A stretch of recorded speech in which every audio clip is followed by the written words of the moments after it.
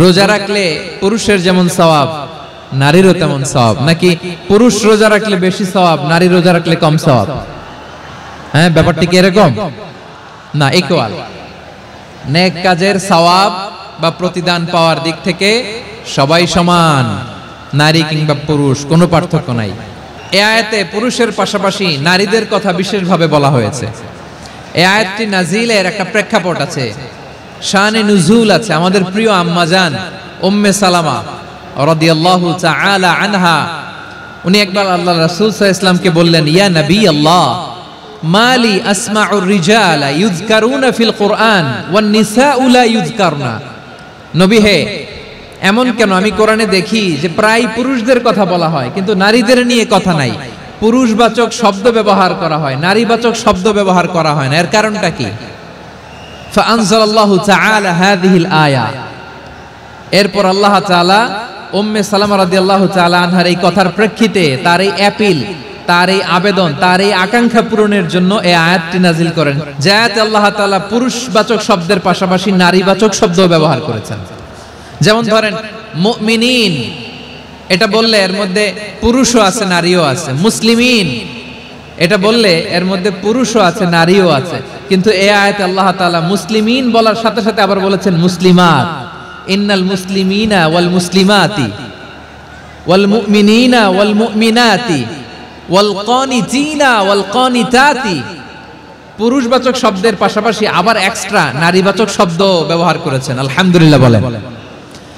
প্যান্ডেলে যে সমস্ত আমার বোনেরা নারীরা আছেন, আপনাদের খুব খুশি হওয়ার কথা যে উম্মে সালামা রাদিয়াল্লাহু তাআলা আনহা, আমাদের আম্মা জান, বিষ্ণু ইসা ইসলামের প্রিয়তমা স্ত্রী, তিনি তো আপনাদেরই প্রতিনিধি, আপনাদের রিপ্রেজেন্টেটিভ হয়ে তিনি বলেছিলেন শুধু পুরুষবাচক শব্দ কেন, নারীদের কথা কই। আল্লাহ তাআলা নারীদেরকে খুশি করবার জন্য তাদের এই আবেদনের প্রেক্ষিতে প্রতিটি শব্দ পুরুষবাচক শব্দ ব্যবহারের পাশাপাশি নারীবাচক শব্দ ব্যবহার করেছেন। আওয়াজ করে পড়েন আল্লাহু আকবার। তার মানে নেক আমল করলে, ভালো কাজ করলে, সৎ কর্ম করলে সেটাতে নারী আর পুরুষ সমান। পুরুষ ইবাদত করলে যেই সওয়াব, নারীরা করলেও সেই সওয়াব। পড়েন সুবহানাল্লাহ। That means women has been given extra attention in this word. Subhanallah. How sensible Islam is and how lucky we are. নারীদের প্রতিনিধি উম্মে সালামা বলার সাথে সাথে তাদেরকে খুশি করার জন্য আল্লাহ পুরুষবাচক শব্দের পাশাপাশি নারীবাচক শব্দ দিয়ে একটা গোটা আয়াত নাজিল করেছেন। পড়েন সুবহানাল্লাহ। তাহলে আসুন আমরা দেখি কোন 10টি বৈশিষ্ট্য আল্লাহ তাআলা এখানে উল্লেখ করলেন যাদেরকে আল্লাহ তাআলা পছন্দ করেন। আমার সাথে বলেন তো, এখানে কয়টা বৈশিষ্ট্যের কথা বলা হয়েছে? কয়টা? যে 10টি বৈশিষ্ট্য আল্লাহ তাআলা পছন্দ করেন যে ইমানদার বান্দাদের মধ্যে থাক, তার 1 নাম্বার হচ্ছে আল্লাহ তাআলা বলছেন ইন্নাল মুসলিমিনা ওয়াল মুসলিমাতি, নিশ্চয়ই মুসলিম পুরুষ এবং নারী। নিশ্চয়ই মুসলিম পুরুষ এবং নারীকে আল্লাহ পছন্দ করেন। আমরা মুসলিমরা সবাই এখানে মুসলিমিন ওয়াল মুসলিমাত, মুসলিম পুরুষ এবং নারীকে আল্লাহ পছন্দ করেন। ইসলাম মানে হচ্ছে আত্মসমর্পণ করা, সারেন্ডার করা। ইসলাম মানে সারেন্ডার করা কার সামনে? আল্লাহর ইচ্ছার সামনে, আল্লাহর আদেশের সামনে, আল্লাহর আইনের সামনে আত্মসমর্পণের সারেন্ডারের নামই হচ্ছে ইসলাম। চিল্লায় বলেন ঠিক কিনা? কেউ যখন নিজেকে মুসলিম বলে দাবি করে, তখন আল্লাহর কোন বিধান আসলে, আল্লাহর কোন আইন তার সামনে আসলে সেটা মানবো কি মানবো না এমন কথা বলার তার সুযোগ নাই।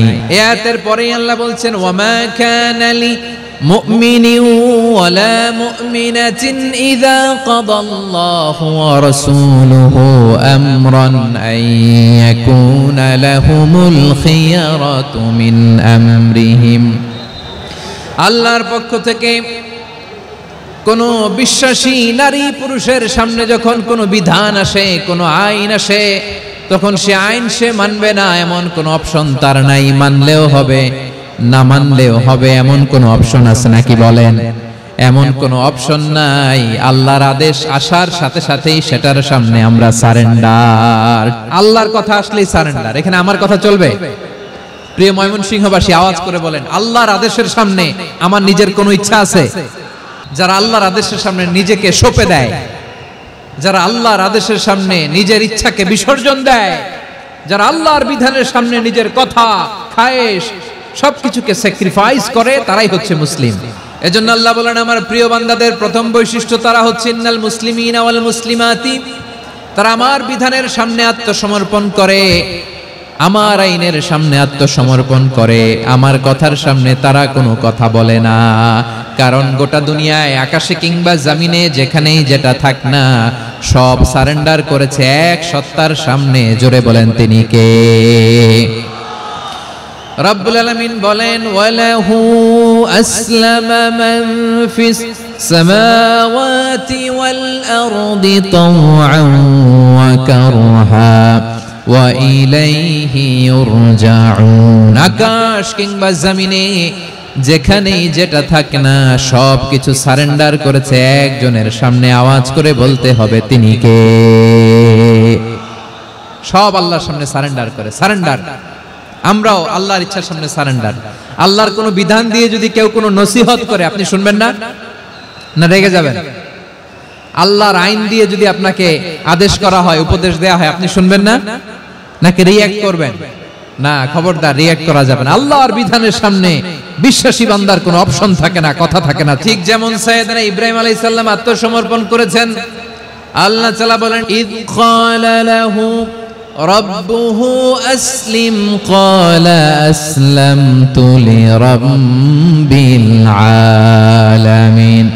যখন আল্লাহ সাইয়েদনা ইব্রাহিম আলাইহিস সালামকে বললেন ও ইব্রাহিম, ইসলাম ধর্ম গ্রহণ করো, আত্মসমর্পণ করো, সারেন্ডার করো, আল্লাহর খালিল ইব্রাহিম আলাইহিস সালাম কোনো কথা চিন্তা না করে, ডানে বায়ে না তাকিয়ে, কোনো কিছু না ভেবে মুহূর্তেই বলে আসলামতু লিরাব্বিল আলামিন। গোটা বিশ্বের রব আল্লাহর সামনে আমি ইসলাম ধর্ম গ্রহণ করলাম, সারেন্ডার করলাম। সুবহানাল্লাহ বললাম। আল্লাহ বলতে দেরি, সারেন্ডার করতে দেরি নাই। এভাবে নিজেকে আল্লাহর সামনে সঁপে দিতে হবে। আবার সাইয়েদনা ইউসুফ আলাইহিস সালাম বললেন তাওয়াফফানি মুসলিমান ওয়া আলহিকনি বিস সালিহিন। ও আল্লাহ, মুসলিম হিসেবে তুমি আমাকে মৃত্যু দাও, আর নেককারদের সাথে তুমি একত্রিত হওয়ার তৌফিক দাও। তাহলে আত্মসমর্পণকারী হিসেবে আমরা বাঁচতেও চাই, মরতেও চাই, ঠিক কিনা বলেন? তাহলে 10টা বৈশিষ্ট্যের প্রথম বৈশিষ্ট্য হচ্ছে আমরা আল্লাহর সামনে সারেন্ডার করব। আল্লাহর আদেশের সামনে আমার কোনো অপশন নাই যে আমি এটা চয়েস করলেও পারি, না করলেও পারি, মানলেও পারি, না মানলেও পারি, এরকম অপশন ইখতিয়ার কি আল্লাহ আমাকে দিয়েছে? না। সারেন্ডার। আল্লাহ তুমি যা বলেছো আমান্না, আমান্না, আতা'না, আমান্না, আসলামনা, আল্লাহ মেনে নিলাম, শুনলাম, পালন করলাম। এটাই হচ্ছে মুসলিমের বৈশিষ্ট্য। এই দুনিয়াতে সব নবীরা মুসলিম ছিলেন। সব নবীরা সাইয়েদনা ইব্রাহিম আলাইহিস সালামের মতো, ইউসুফ আলাইহিস সালামের মতো আল্লাহর আদেশের সামনে আত্মসমর্পণ করেছে। আল্লাহর সামনে নিজেকে সঁপে দিলেই সম্মান, আল্লাহর সামনে আত্মসমর্পণ করলেই ইজ্জত। ইসলামকে রেখে দিয়ে অন্য কোথাও ইজ্জত খুঁজলে আমাদেরকে বেইজ্জতি করে ছাড়বেন কে? এজন্য ওমরে ফারুক রাদিয়াল্লাহু তাআলা আনহু বলতেন নাহনু কওমুন আ'আজ্জানাল্লাহু বিল ইসলাম ফাইন বিতাগাইনাল ইজ্জাতা বিগাইরিহি আযাল্লানাল্লাহ। আমরা এমন জাতি যে জাতিকে আল্লাহ তাআলা ইসলামের মাধ্যমে সম্মানিত করেছেন। ইসলাম ছাড়া অন্য কোথাও যদি আমরা সম্মান খুঁজি, আমাদেরকে বেইজ্জত করবেন কে? আমাদের সম্মান ইসলামে। ইসলাম সময়ের অপরিহার্য বাস্তবতা, অপরিহার্য বাস্তবতা। স্যামুয়েল হান্টিংটন একটা বই লিখে গোটা বিশ্ব কাঁপিয়েছেন, দ্য ক্ল্যাশেস অফ সিভিলাইজেশন, সভ্যতার সংঘাত। বিভিন্ন সভ্যতার উত্থান এই পৃথিবীতে ঘটেছে, আবার পতন হয়েছে। এই পৃথিবীতে এসেছে আর্য সভ্যতা, বৈদিক সভ্যতা, মেসোপটেমীয় সভ্যতা, মহেঞ্জোদারো সভ্যতা, সিন্ধু সভ্যতা, অনেক সভ্যতা। এখন চলতেছে পাশ্চাত্যের ডমিনেশন, তারা এখন সুপার পাওয়ার। স্যামুয়েল হান্টিংটন বলে এক সভ্যতা, এক সুপার পাওয়ার বেশি দিন প্রভাব খাটাতে পারে না। এই পাশ্চাত্যের এই সভ্যতারও একদিন কবর রচিত হবে, এটাও একদিন নিচে নামতে বাধ্য হবে। এরপরে এমন এক সভ্যতা দাঁড়াবে যে সভ্যতার পতাকার মধ্যে থাকবে লেখা লা ইলাহা ইল্লাল্লাহ। ওই সভ্যতার পতন পৃথিবীর কেউ করতে পারবে না। চিল্লায় বলেন ঠিক কিনা? সেটাই হচ্ছে ইসলাম। নাহনু কওমুন আ'আজ্জানাল্লাহু বিল ইসলাম, আমরা এমন জাতি যে জাতিকে ইসলাম দিয়ে সম্মানিত করেছে কে? ফাইন ইবতাগাইনাল ইজ্জাতা বিগাইরিহি আদান্নাল্লাহ, ইসলাম ছাড়া অন্য কোথাও যদি আমরা সম্মান তালাশ করি আমাদেরকে আল্লাহ তাআলা অপমানিত করে ছাড়বেন। ইসলাম ছাড়া অন্য কিছু আমরা মানি না, মানবো না, চিল্লায় বলতে হবে ঠিক কিনা। ইসলাম বিরোধী কোনো মতবাদ আমরা মানবো না, চিল্লায় বলেন ঠিক কিনা।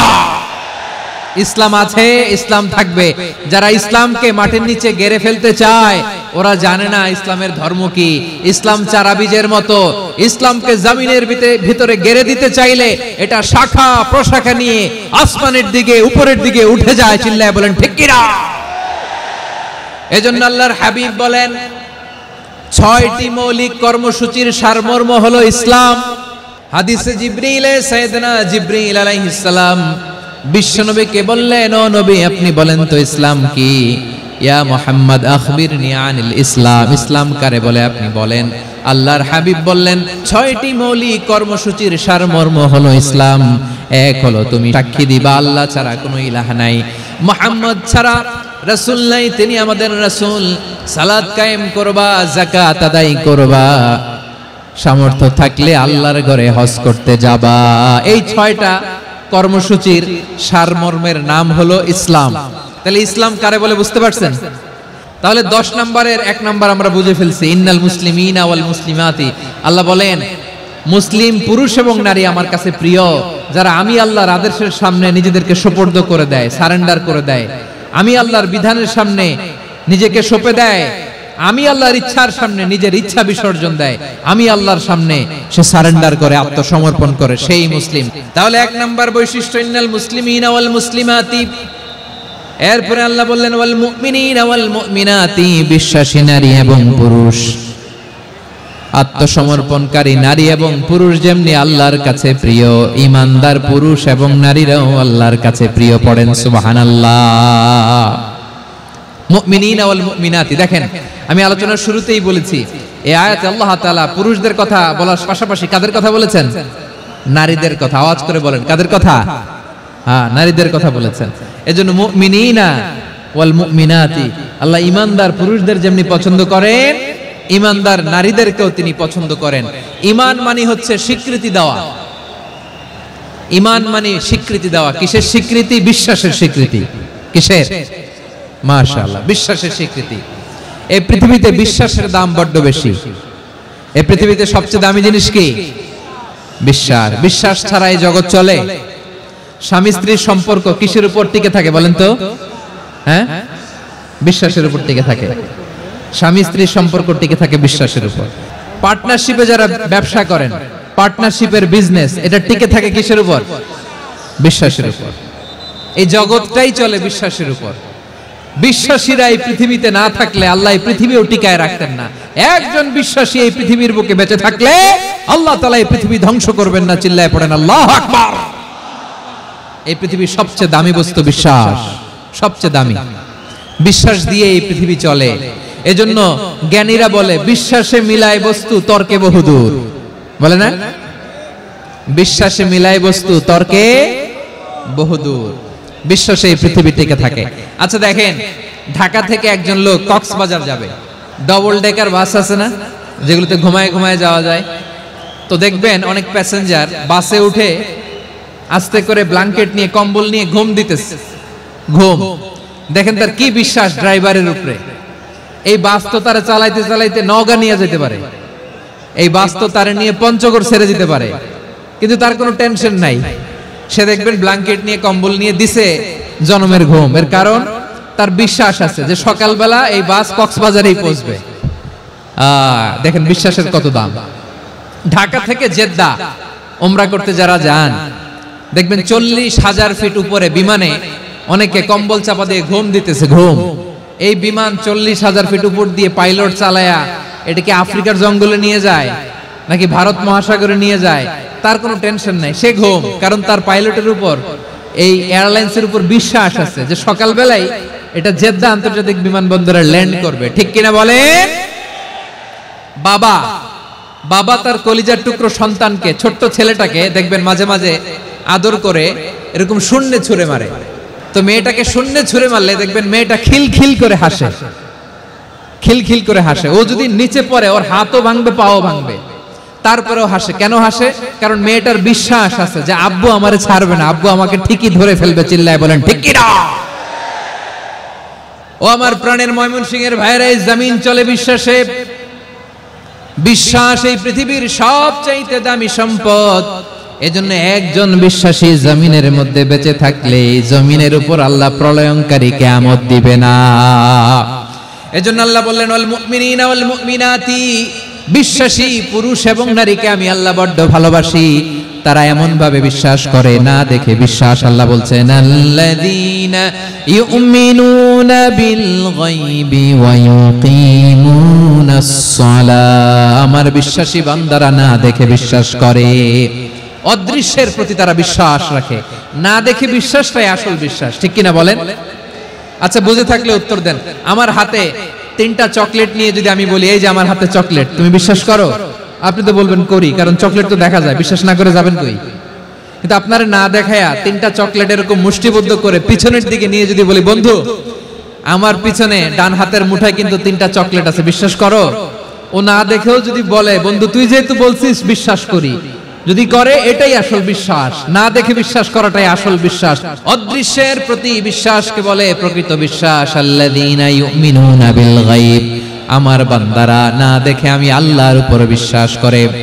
এবার বিশ্বনবী বললেন 6টি মৌলিক কর্মসূচির সারমর্মের নাম যেমনি হলো ইসলাম, ঠিক তেমনি 6টি মৌলিক বিশ্বাসের বিষয়ের উপর ঈমান আনার নাম হলো বিশ্বাস। সুবহানাল্লাহ বলেন। 6টা মৌলিক বিষয়ের উপর যদি আপনি বিশ্বাস রাখেন এটা হচ্ছে ঈমান। সেটা কি? সাইয়েদনা জিবরাইল বললেন ইয়া মুহাম্মদ আখবিরনি মাল ঈমান, ঈমান কারে বলে বলো। আল্লাহর নবী বললেন আন তুমিনা বিল্লাহ, আল্লাহর উপর ঈমান আনবা। আল্লাহ নামটা আপনাদের ভাল লাগে? আল্লাহু নাম যতই জপি ততই মধুর লাগে, নামে এত মধু থাকে কে জানি তো আগে। আল্লাহু নাম যতই জপি, ও নাম জপে প্রিয়তম, ও নামে জপে মজনু সম, ওই নামে পাপিয়া গাহে হৃদয় গোলাপে বাগে। আল্লাহু নাম যতই জপি। সুবহানাল্লাহ বলেন। আল্লাহর নাম এত মধুমাখা নাম, এত জাদুমাখা নাম। সব নবীরা এই নামের জিকির করেছেন, সব আল্লাহর ওলিরা এই নামটি জপেছেন। এজন্য এই নাম জপলে হৃদয় শান্ত করে দেয় কে? বিশ্বনবী বললেন ঈমান মানে আন তুমিনা বিল্লাহ, আল্লাহর উপর ঈমান আনবা, ওয়া মালাইকাতিহি ফেরেশতাদের উপর ঈমান আনবা, ওয়া কুতুবিহি আল্লাহর পাঠানো কিতাবের উপর ঈমান আনবা, ওয়া রুসুলিহি রাসূলের উপর ঈমান আনবা, ওয়াল ইয়াউমিল আখিরি শেষ বিচারের প্রতি ঈমান আনবা, ওয়া তুমিনা বিল কদরি খাইরিহি ওয়া শাররিহি আল্লাহর দেয়া তাকদীরের উপর ঈমান আনবা। ঠিক কিনা বলেন? তাহলে এই 6টা মৌলিক বিষয়ের উপর বিশ্বাসকে বলে ঈমান। আল্লাহ ওই ঈমানদারদেরকে পছন্দ করে যাদের ঈমান এরকম মজবুত। আল্লাহ বললেন ওয়াল মুমিনিনা ওয়াল মুমিনাতি, ঈমানদার পুরুষ এবং নারীরাও আমার কাছে বড্ড প্রিয়। তাহলে আমার প্রিয় ভাইরা, ইসলাম যেমনি বুঝেছেন সারেন্ডার, ঈমান মানে হচ্ছে বিশ্বাস, বিশ্বাসের স্বীকৃতি। এই বিশ্বাস না থাকলে ওই মানুষের কোনো দাম নাই। ঈমান ছাড়া নেক আমলের কোনো দাম নাই। ঈমান হলো সংখ্যার মতো, নেক আমল হলো শূন্যের মতো। ঈমান কিসের মতো? সংখ্যা। আর নেক আমল শূন্য। আচ্ছা, আপনি ঈমান আনেন না, ঈমান ছাড়া খালি নেক আমল, তাহাজ্জুদ, নামাজ, রোজা, জিকির, আজকার, এক এক ইবাদতের কারণে খালি শূন্য পাইতেছেন। শূন্য পেতে পেতে পেতে পেতে হাজারটা শূন্য। এটার কোনো দাম আছে? কথা কয় না, দাম আছে। কিন্তু আপনি ঈমান আনার পর একটা সংখ্যা পেয়ে গেলেন 1। এবার নেক আমল করলেই একের পাশে শূন্য বসে গেলে কত হয়? 10। এবার আবার দান করলেন, আরেকটা শূন্য পাইছেন, কত হইছে? এবার আল্লাহর কোরআনের তেলাওয়াত করলেন, আরেক শূন্য, কত হইছে? এবার জিকির করলেন, আরেক শূন্য, কত হইছে? আবার ভালো কাজ করলেন, আরেক শূন্য, কত হইছে? এখন যত সৎকর্ম নেক আমল করেন শূন্য যত বাড়ে এটার দাম আছে না নাই? এজন্য আমার প্রিয় ভাইয়েরা, ঈমানের দাম সবচেয়ে বেশি। ঈমান হলো সফলতার মাপকাঠি। টাকা যার বেশি সে সফল নয়, এই সমাজে দাপট যার বেশি সে সফল নয়, এই সমাজে খ্যাতি যার বেশি সে সফল নয়, যার হৃদয়ে ঈমান আছে, বিশ্বাস আছে, সেই সফল। ঠিক কিনা? এজন্য রব্বুল আলামিন বলেন কদ আফলাহাল মুমিনুনাল্লাযীনা হুম ফি সালাতিহিম খাশিউন, সফল হয়েছে তারা, ঈমান এনেছে যারা। রব্বুল আলামিন বলেন ওয়ালা তাহিনু ওয়ালা তাহজানু ওয়া আনতুমুল আ'লাউনা ইন কুনতুম মুমিনিন। তোমরা চিন্তিত হয়ো না, ভেঙে পড়ো না, হতাশ হয়ো না, চিন্তিত হয়ো না, তোমাদেরই বিজয় হবে যদি তোমরা মুমিন হও। আপনারা কি অত্যাচার, আযাব, জুলুম দেখে ভয় পান? হ্যাঁ, নবীদের উপর অত্যাচার ছিল কি ছিল না? সাহাবাদের উপর ছিল কি ছিল না? এজন্য কোনো অত্যাচার, হুমকি, দামকি, জেল, জরিমানা মুমিনকে তার ঈমানের রাস্তা থেকে এক বিন্দু পরিমাণ পেছনে হটাতে পারে না। চিল্লায় বলো ঠিক কি না? আমরা জেনে বুঝেই এই রাস্তায় এসেছি, এই রাস্তা থেকে আমাদেরকে কেউ পেছনে সরাতে পারবে না। চিৎকার করে বলেন ঠিক কি না? আল্লাহ আমাদেরকে সুসংবাদ দেন ওয়ালা তাহিনু ওয়ালা তাহজানু ওয়া আনতুমুল আ'লাউনা ইন কুনতুম মুমিনিন। হতাশ হয়ো না, নিরাশ হয়ো না, ভেঙে পড়ো না, তোমাদেরই বিজয় হবে যদি তোমরা মুমিন হও। এজন্য ঈমানের পথে আমরা থাকতে চাই কি চাই না? ঈমানের পথে অবিচল থেকে আমার মরণ যেন হয়। সবাই পড়েন আমিন। ঈমানের পথে অবিচল থেকে আমার মরণ যেন হয়। তোমারই কাছে মিনতি আমার, তোমারই কাছে মিনতি আমার, মহামহিম দয়াময়। ঈমানের পথে অবিচল থেকে আমার মরণ যেন হয়। পড়েন আমিন। তাহলে ইন্নাল মুসলিমিনা ওয়াল মুসলিমাতি, আল্লাহ বলে যে নারী এবং পুরুষ আমি আল্লাহর বিধানের সামনে আত্মসমর্পণ করে তাদের আমি ভালোবাসি। আবার যে নারী এবং পুরুষ আমার উপর, আখিরাতের উপর, নবীর উপর বিশ্বাস স্থাপন করে তাদেরকে আমি ভালোবাসি। বিশ্বাস হলো সবচাইতে দামি, ঠিক কি না? তাহলে মুসলিমিন মুসলিমাত গেল, মুমিনিন মুমিনাত গেল। এরপরে আল্লাহ তাআলা বলেন ওয়াল কানিতিনা ওয়াল কানিতাত, অনুগত নারী ও পুরুষ, অনুগত, obedient to Allah, they present their highest loyalty to Allah, যারা আল্লাহর সামনে নিজেদের আনুগত্যের সর্বোচ্চ নমুনা পেশ করে, যারা আল্লাহর সামনে অনুগত হয়ে অটল থাকে, আল্লাহর আনুগত্যে নিজেকে যারা পেশ করে তাদেরকে বলে কানিতিন, কানিতাত, অনুগত বান্দা এবং বান্দি, অনুগত পুরুষ এবং নারী। অনুগত বান্দা বান্দীদেরকে আল্লাহ বড় ভালোবাসেন। আল্লাহ বলেন হাফিজু আলাস সালাওয়াতি ওয়াস সালাতিল ওয়াসতা ওয়া কুমু লিল্লাহি কানিতিন। তোমরা নামাজগুলোকে যত্নের সাথে আদায় করো, বিশেষ করে মধ্যম নামাজ, আসরের নামাজ। আর আমি আল্লাহর সামনে যখন দাঁড়াবা, আমি আল্লাহর সামনে যখন দাঁড়াবা অনুগত হয়ে দাঁড়াবা। আল্লাহর সামনে নামাজে যখন দাঁড়াবো অনুগত হয়ে দাঁড়াবো। আনুগত্যের সর্বোচ্চ টুকুন আমরা আল্লাহর সামনে পেশ করব। কেমন করে নিজের আনুগত্য প্রকাশ করতে হয় প্রিয় ভাইয়ের, আসুন বিষ্ণু ঈসা ইসলামের জীবনী থেকে দেখি। আল্লাহর হাবিব রাহমাতাল লিল আলামিন কেমন করে তিনি আল্লাহর সামনে আনুগত্য পেশ করতেন। আম্মা জানা আয়েশা রাদিয়াল্লাহু তাআলা আনহা বলেন কানা ইয়াকুমু মিনাল লাইলি হাত্তা তাতাফাত্তারা কদামা। আমার নবী তাহাজ্জুদের যায় নামাজে যখন দাঁড়াতেন, এত লম্বা সময় দাঁড়িয়ে দাঁড়িয়ে তিনি কিয়াম করতেন, কেরাত পড়তেন। দাঁড়িয়ে থাকতে থাকতে থাকতে থাকতে আমার নবীর বরকতপূর্ণ, আমার নবীর মোবারক পা দুটো এরকম ফুলে যেত। আমার নবীর পা গুলো ফুলে যেত দাঁড়িয়ে থাকতে থাকতে। বিষ্ণু ঈসা ইসলামের পা ফুলে যেত। আম্মা জান আয়েশা এটা খেয়াল করতেন। খেয়াল করে বলতেন ইয়া রাসূলুল্লাহ কদ গফারাল্লাহু লাকা মা তাকদ্দামা মিন যামবিকা ওয়া মা তাআখার। ও নবী, নিজের দেহের উপর কেন এত কষ্ট দেন? কেন রাত জেগে এরকম তাহাজ্জুদের জায়নামাজে দাঁড়িয়ে থাকতে থাকতে পা দুটো আপনার ফুলে যায়? কেন কষ্ট করেন? আল্লাহ কি বলে নাই ও নবী আপনার আগের গুনাহ মাফ, পরের গুনাহ মাফ? আসলে বিশ্ব নবীর কোনো গুনাহই নাই। নবীরা মাসুম হয়, নিষ্পাপ হয়। তারপরে বিশ্বনবীর মর্যাদা স্ট্যাটাস বোঝানোর জন্য আল্লাহ বলেন, নবী আপনার আগের পরের সব গুনাহ আমি আল্লাহ মাফ করে দিলাম। আম্মা জানা এসে বলে, না নবী, আগের গুনাহ মাফ, পরের গুনাহ মাফ, আপনি মাসুম নিষ্পাপ, তারপরে তাহাজ্জুদের যায় নামাজে কেন এত কষ্ট করেন? বিশ্বনবী জবাবে বলেন, আফালা উহিব্বু আন আকুনা আবেদান শাকুরা। ও আয়েশা, আমি কি শুকরগুজার বান্দা হব না? আমি কি শুকরগুজার হব না? আল্লাহ আমার সব মাফ করে দিয়েছে, ঠিক আছে, আমার গুনাহ নাই, ঠিক আছে, কিন্তু আল্লাহর নাজ নেয়ামত ছাড়া তো এক মুহূর্ত আমার পক্ষে বেঁচে থাকা সম্ভব না। সে আল্লাহর নেয়ামতের শুকরিয়া হিসাবে আমার কি শুকরগুজার হওয়া উচিত না?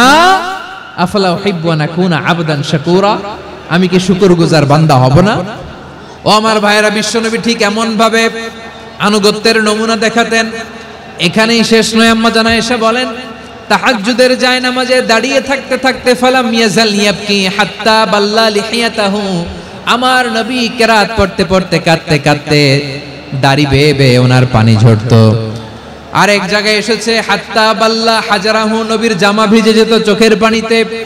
অন্য বর্ণনায় এসেছে হাত্তা বাল্লাল আরদা, সিজদায় লুটিয়ে পড়ে যখন বিশ্বনবী কান্না করতেন, বিশ্বনবীর চোখের পানি দিয়ে জমিন ভিজিয়ে যেত, জমিন ভিজিয়ে দিতেন। কি আনুগত্য, কি আনুগত্য!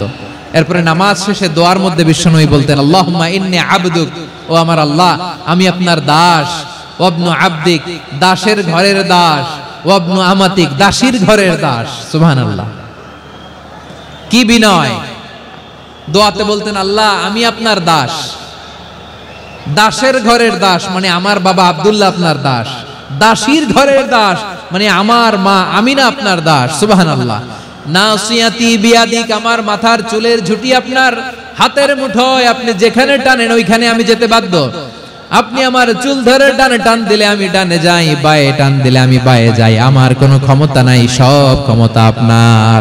দেখেন, যেই নবীর কোনো গুনাহ নাই, উনি দোয়ার সময় বলতেন, আল্লাহ আমি আপনার দাস, দাসের ঘরের দাস, দাসীর ঘরের দাস, আমার মাথার চুলের ঝুঁটি আপনার হাতের কবজার ভিতরে, এদিকে টান দিলে আমি এদিকে যেতে বাধ্য, ওদিকে টান দিলে ওদিকে যেতে বাধ্য। যেই নবীর কোনো গুনাহ নাই, নামাজে দাঁড়িয়ে থাকতে থাকতে পা ফুলায় ফেলতেন। যেই নবী নিষ্পাপ, কোনো গুনাহ নাই, কাঁদতে কাঁদতে দাড়ি ভিজায় ফেলতেন, জামা ভিজায় ফেলতেন, সিজদায় পড়ে জমিন ভিজায় ফেলতেন। পড়েন সুবহানাল্লাহ। তাহলে আমাদেরকে কেমন অনুগত হওয়া উচিত? আমাদের তো গুনাহ নাই, নাকি আছে? এরকম কেউ আছে? নাই। আমরা সবাই পাপী, আমাদের পাপের কোনো শেষ নাই। আওয়াজ করে বলেন ঠিক কিনা? তাহলে আসুন আমরাও বিশ্বনবীর মতো অনুগত হই, অনুগত হয়ে আল্লাহর কাছে চাই। এই যে আল কানিতিনা ওয়াল কানিতাতি, মানে অনুগত বান্দা এবং বান্দি। আমরা দোয়ায় কুনুত পড়ি না? কুনুত বিতরের নামাজে কি দোয়া পড়ি? দোয়ায়ে কুনুত। এই কুনুত থেকে ওয়াল কানিতিনা ওয়াল কানিতাত, তাফসীর বুঝে নেন। কুনুত থেকে কানিতিনা ওয়াল কানিতাত, তাহলে দোয়ায়ে কুনুত হচ্ছে বিনীত হয়ে অনুগত হয়ে আল্লাহর কাছে চাওয়া। আমরা তখন দাঁড়িয়ে বলি, আল্লাহুম্মা ইয়্যাকা না'বুদু ওয়া লাকা নুসাল্লি ওয়া নাসজুদ ওয়া ইলাইকা নাসআ ওয়া নাহফিদ নারজু রাহমাতাকা ওয়া নাখশা আযাবাকা ইন্না আযাবাকাল জিদ্দা বিল কুফফারি মুলহিক। আল্লাহ আপনার কাছে চাই, আপনার কাছে প্রার্থনা করি, আপনার আযাবকে ভয় করি, আপনি ছাড়া আমাদের বাঁচাবার কেউ নাই। কুনুতের মধ্যে আমরা এই দোয়া করি কি করি না? অনুগত হয়ে এই দোয়া করি। যারা রমজানের শেষ দশকে মক্কা শরীফে থেকেছেন, তারা শেখ আব্দুর রহমান আস-সুদাইসের কুনুত পেয়েছেন। যারা পেয়েছেন অথবা কেউ টিভিতে ভিডিওতে দেখেছেন, শেখ আব্দুর রহমান আস-সুদাইস 27-এর আলোচনায় 45 মিনিট থেকে 1 ঘন্টা দোয়ায় কুনুত পড়ে। আল্লাহুম্মা হদিনা ফিমান হাদাইত ওয়া আফিনা ফিমান আফাইত ওয়া তাওয়াল্লানা ফিমান তাওয়াল্লাইত ওয়া বারিক লানা ফিমা আ'তাইত ওয়া কিনা ওয়াসরিফ আন্না বিরহমাতিকা শাররা মা কাদাইত ফাইন্নাকা তাকদি বিল হাক্কি ওয়া লা ইয়াকদা আলাইক। এমন ভাবে হেরেম শরীফে মক্কায় শেখ আব্দুর রহমান আস-সুদাইস দাঁড়িয়ে হাত তুলে লক্ষ লক্ষ উমরা পালনকারীদেরকে নিয়ে এক মুনাজাত ধরে কাঁদতে কাঁদতে মানুষ বেহুশ হয়ে যায়। দোয়ার কথা শুনে গায়ের লোম খাড়া হয়ে যায়, হৃদয় বিগলিত হয়ে যায়, চোখ দিয়ে দার দার করে পানি নামতে থাকে। 27-এর রাতে মক্কায় শেখ আব্দুর রহমান আস-সুদাইসের দোয়ায় কুনুত যদি শুনেন, অনুগত হয়ে আল্লাহর কাছে চাওয়াকে বলে কুনুত। আল্লাহ বলেন আল কানিতিনা ওয়াল কানিতাতি, অনুগত বান্দাদেরকে আমি পছন্দ করি। আমার 3 নাম্বার পছন্দনীয় বান্দা হলো অনুগত নারী ও পুরুষ। সুবহানাল্লাহ পড়েন। তাহলে 10টার মধ্যে 3টা চলে গেল, কয়টা? তাহলে 1 নম্বরে আমরা আল্লাহর কাছে আত্মসমর্পণ করলাম, মুসলিমিন মুসলিমাত। 2 নম্বরে মুমিনিন মুমিনাত, বিশ্বাসের স্বীকৃতি দিলাম। 3 নম্বরে কানিতিন কানিতাত, আল্লাহর সামনে অনুগত হয়ে দাঁড়ালাম, দোয়া করলাম। 4 নম্বরে সাদিকিন সাদিকাত, সত্যবাদী নারী ও পুরুষ। ইসলাম আমাদেরকে সত্যবাদী হতে বলে। কি বলে? সত্যবাদী হতে বলে, মিথ্যা বলতে নিষেধ করে। কারণ মিথ্যা সবচেয়ে বড় পাপ, সব পাপের বাপ। সব পাপের বড় পাপ হচ্ছে মিথ্যা।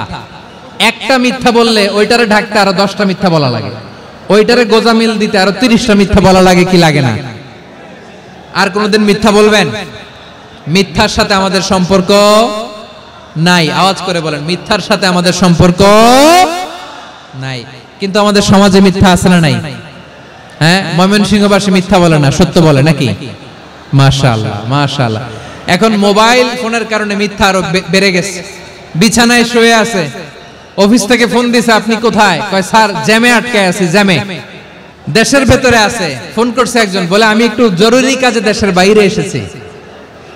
আছে না নাই? এরকম মিথ্যা কথা, মিথ্যা আশ্বাস। আমাদের নেতারা জনগণকে মিথ্যা আশ্বাস দেয় কি দেয় না?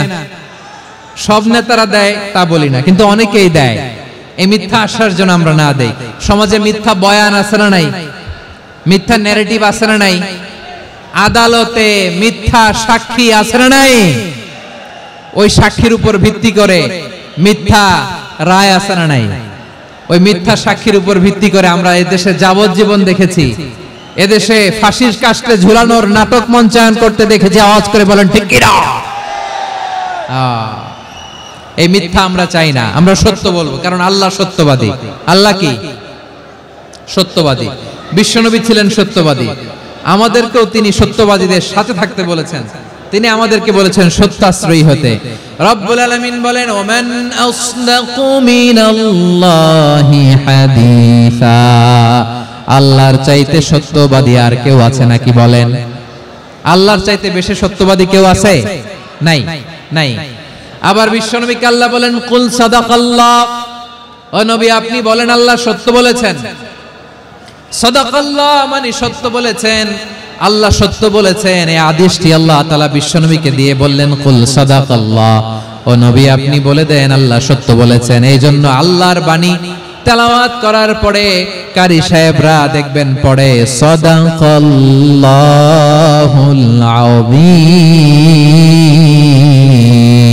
আযীম।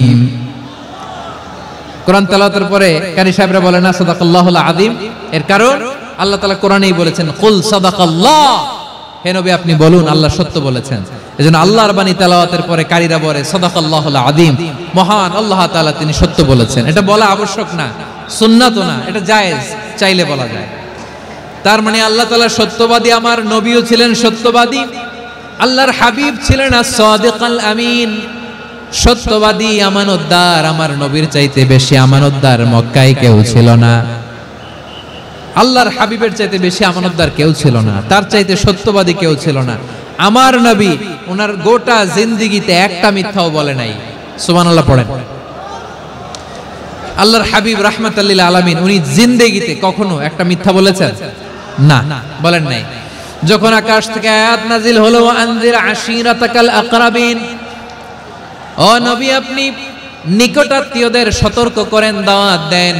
আল্লাহর নবী সাফা পাহাড়ের চূড়ায় চলে গেলেন, ডাক দিলেন, সবাইরে বললেন ও আমার জ্ঞাতি গোষ্ঠীর লোকেরা, আমি যদি বলি এই পাহাড়ের পেছনে একদল ঘোর সওয়ার তোমাদের উপর আক্রমণ করবার জন্য, অ্যাটাক করার জন্য অপেক্ষা করছে, তোমরা আমার কথা বিশ্বাস করবে নাকি? এলাকার লোকেরা বলল অবশ্যই বিশ্বাস করব। বিশ্বনবী বললেন আমি যদি বলি পাহাড়ের পেছনে একদল ঘোর সওয়ার তোমাদেরকে অ্যাটাক করবে, বিশ্বাস করবা? আকুনতুম মুসাদ্দিকিয়া? এলাকার লোকেরা বলল অবশ্যই বিশ্বাস করব, কারণ মা জাররাবনা আলাইকা ইল্লা সিদকা, মুহাম্মদ আমরা জীবনে তো কোনোদিন তোমার মিথ্যা বলতে শুনি নাই, তো তুমি যাই বলবা তাই বিশ্বাস করব। We have never ever experienced a single lie from you, আমাদের জীবনে একটাও মিথ্যা কথা তোমার মুখ দিয়ে বলতে শুনি নাই। সুবহানাল্লাহ পড়েন। এই ময়মনসিংহের কোন ছেলে এখানে যদি দাঁড়ায় স্টেজের মধ্যে, সবাই বলবে এই ছেলেটা এত ভালো, এর জীবনে একটা মিথ্যা আমরা শুনি নাই। এরকম কোন ছেলে পাওয়া যাবে? হ্যাঁ, ঝামেলায় পড়ে, পেশালে পড়ে, যেই কোনো ভাবে আমরা কখনো না কখনো কোনো মিথ্যা বলে ফেলছি, ঠিক কিনা বলেন? আল্লাহ মাফ করুক। কিন্তু বিশ্বনবী সাফা পাহাড়ের চূড়ায় যখন বললেন, আমি যদি বলি একদল তোমাদের অ্যাটাক করবে, মানবা? বিশ্বাস করবা? সবাই বলে করব, কারণ আমরা জীবনে তোমার মিথ্যা বলতে শুনি নাই। সুবহানাল্লাহ কইবেন না? পুরো এলাকাবাসী যদি এই কথাটা বলে, এই কথাটা একজন মানুষের জন্য কত বড় সার্টিফিকেট আপনি কল্পনা করতে পারেন? আমার নবী ওনার গোটা জিন্দেগিতে একটা মিথ্যা বলে নাই। আওয়াজ করে বলেন আল্লাহু আকবার। তার মানে আমার আল্লাহ সত্যবাদী, আমার নবীও ছিলেন সত্যবাদী, আমাদেরকেও তিনি সত্যবাদীদের সাথে মিশতে বলেছেন। রব্বুল আলামিন বলেন, ইয়া আইয়ুহাল্লাযীনা আমানু কুনু মা'আস সাদিকিন। ওহে বিশ্বাসীরা, মিথ্যাবাদীদের সাথে তোমরা মিশো না, সত্যবাদীদের সাথে থাকো। সুবহানাল্লাহ বলেন।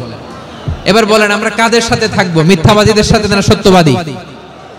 আমরা বন্ধু বানাবো কাদের? মিথ্যাবাদীদের না সত্যবাদীদের? আমরা সাপোর্ট করব কাদের? মিথ্যাবাদীদের না সত্যবাদীদের? মনে থাকবে ইনশাআল্লাহ বলেন সবাই। আবার আল্লাহর হাবিব বলেন, আলাইকুম বিসসিদকি ফা ইন্নাস সিদকা ইয়াহদি ইলাল বিররি ওয়া ইন্নাল বিররা ইয়াহদি ইলাল জান্নাত। তোমাদের উচিত সত্যাশ্রয়ী হওয়া, কারণ সত্য মানুষকে পুণ্যের পথ দেখায় আর পুণ্য মানুষকে জান্নাতের পথ দেখায়। ওয়া ইয়াকুমুল কাযিবা, তোমাদের উচিত মিথ্যা থেকে বেঁচে থাকা। ফা ইন্নাল কাযিবা ইয়াহদি ইলাল ফুজুর, মিথ্যা মানুষকে পাপের পথ দেখায়। ওয়া ইন্নাল ফুজুরা ইয়াহদি ইলান নার, পাপ মানুষকে জাহান্নামের পথ দেখায়। ঠিক কিনা বলেন? সত্য পুণ্যের পথ দেখায়, পুণ্য জান্নাতের পথ দেখায়, মিথ্যা পাপের পথ দেখায়, পাপ জাহান্নামের পথ দেখায়। রাস্তা দুইটা, ডানে আর বায়ে। ডানের রাস্তা চলে গেছে জান্নাতুল ফেরদাউসে, বায়েরটা চলে গেছে জাহান্নামে। এবার দ্য ডিসিশন ইজ ইয়োর, সিদ্ধান্ত আপনার, আপনি কোন রাস্তায় চলবেন, ডানে না বায়ে? আওয়াজ করে, ডানে না বায়ে? এজন্য আল্লাহ বলেন, আস-সাদিকিনা ওয়াস-সাদিকাতি, সত্যবাদী নারী ও পুরুষকে আমি বড্ড পছন্দ করি। কয়টা গেল? চারটা চলে গেল। 5 নম্বরে আল্লাহ বললেন, ওয়াস-সাবিরিনা ওয়াস-সাবিরাতি, ধৈর্যশীল নারী এবং পুরুষদেরকে আমি পছন্দ করি। আল্লাহু আকবার। মুসলিমিনা মুসলিমাতি, মুমিনিনা মুমিনাতি, কানিতিনা কানিতাতি, সাদিকিনা সাদিকাতি। এবার আসছে সাবিরিনা সাবিরাতি, ওয়াস-সাবিরিনা ওয়াস-সাবিরাত, ধৈর্যশীল। আমরা ধৈর্যশীল হতে চাই কি চাই না? ধৈর্য ধারণ করার শক্তি দাও গো মেহেরবান, আমায় দাও গো মেহেরবান। বুকের ভেতর ব্যথার নদী বইছে অবিরাম, বইছে বইছে অবিরাম। সবাই পড়ুন, ধৈর্য ধারণ করার শক্তি দাও গো মেহেরবান, আমায় দাও গো মেহেরবান। ধৈর্য ধারণ করার শক্তি দাও গো মেহেরবান, আমায় দাও গো মেহেরবান। বুকের ভেতর ব্যথার নদী বইছে অবিরাম। পড়েন আমিন। তাহলে আল্লাহ তাআলা বললেন, ওয়াস-সাবিরিনা ওয়াস-সাবিরাতি, ধৈর্যশীল নারী এবং পুরুষকে আমি আল্লাহ বড্ড পছন্দ করি। ওয়াস্তাঈনু বিস-সাবরি ওয়াস-সালাহ ওয়া ইন্নাহা লাকাবীরাতুন ইল্লা আলাল খাশিঈন। আল্লাহ বলে, যখন বিপদে পড়বা সালাত এবং সবর দিয়ে আমার কাছে সাহায্য চাইবা। বিপদ আসলেই রাহমাতাল লিল আলামিন জায়নামাজে দাঁড়ায় যেতেন। আমরা বিপদ আসলে কি করি? হায় হুতাশ, ফেসবুকে স্ট্যাটাস দেই, ঠিক কিনা? হ্যাঁ, ফেসবুকে শেয়ার দেই। বিপদ আসলে বন্ধুর সাথে শেয়ার দেওয়ার আগে, নিজের স্ত্রীর সাথে শেয়ার দেওয়ার আগে, ফেসবুকে শেয়ার দেওয়ার আগে শেয়ার করব কার সাথে? আল্লাহর সাথে। কারণ আপনার বিপদ, বিপদ থেকে আপনার কেউ উদ্ধার করতে পারে না, একজন সত্তা ছাড়া। চিল্লায় বলতে হবে, তিনি কে? সে আল্লাহ বলেন, গোলাম বিপদে ধৈর্য ধারণ করো। আল্লাহর হাবিবকে আল্লাহ সান্ত্বনা দিচ্ছেন, ওয়াসমির আলা মা ইয়াকুলুনা ওয়াহজুরহুম হাজরান জামিলা। ও নবী, ওরা যা বলে মন খারাপ করবেন না, মন ভাঙবেন না, ধৈর্য ধারণ করুন। ওয়াহজুরহুম হাজরান জামিলা, তাদেরকে সুন্দরভাবে ইগনোর করুন। আমার নবীকে গালি দিত, কবি বলে, গণক বলে, পাগল বলে, জাদুকর বলে, লেস কাটা বলে। আমার নবী নাকি লেস কাটা। নাউজুবিল্লাহ পড়বেন না? আমার নবীরে কাফিরেরা যেমনি গালি দিত, এই যুগে আমাদেরকেও গালি দেয় এমন কিছু লোক আছে না নাই? আমার নবীকে গালি দিত গণক, জাদুকর, এরপর গালি দিত পাগল, নির্বংশ বলে, আর আমাদেরকে গালি দেয় মৌলবাদী বলে, আমাদেরকে গালি দেয় রাজাকার বলে। রাজাকার শব্দটা তো এখন একটা অ্যাওয়ার্ড হয়ে গেছে, অ্যাওয়ার্ড। রাজাকার রাজাকার গালি দেওয়ার দিন শেষ। কি দিন আসলো, সুবহানাল্লাহ কইবেন না? পরিস্থিতি পাল্টে দিতে আল্লাহর সময় লাগে না, চিল্লায় বলেন ঠিক কি না? আমাদেরকে বলে মৌলবাদী। আমরা আসল কথা বলি, ভালো কথা বলি, দেশপ্রেমের কথা বলি, আমরা জনগণের কথা বলি, আমরা মা মাটি ও মানুষের কথা বলি, আমরা ইসলামের কথা বলি, আমরা দেশের সমৃদ্ধির কথা বলি, এজন্য আমাদেরকে বলে মৌলবাদ। আবার আমাদেরকে বলে ধর্ম ব্যবসায়ী, আছে না নাই?